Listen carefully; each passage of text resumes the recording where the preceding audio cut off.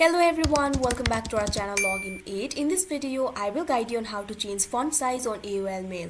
So if you also want to change font size on AOL Mail, this video is just for you. Follow the simple steps and you'll be able to do it. So first of all, what you have to do is launch open any browser of your choice. After that, click on the search bar and type in mail.aol.com. After that, you will be led to the official website of AOL Mail.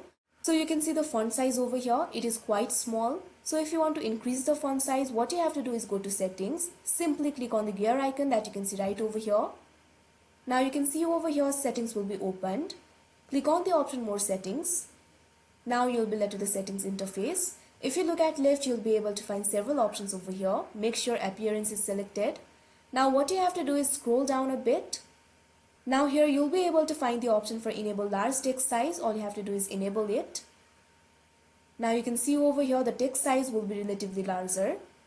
If that does not work for you and if you want to change the font size, what you can do is click on the three dots that you can see right over here. Now here you'll be able to find the option for zoom. If you want to decrease the font size, all you have to do is click on the minus icon. Now you can see over here it will be decreased. If you want to increase it, simply click on the plus icon. Now the font size will be increased.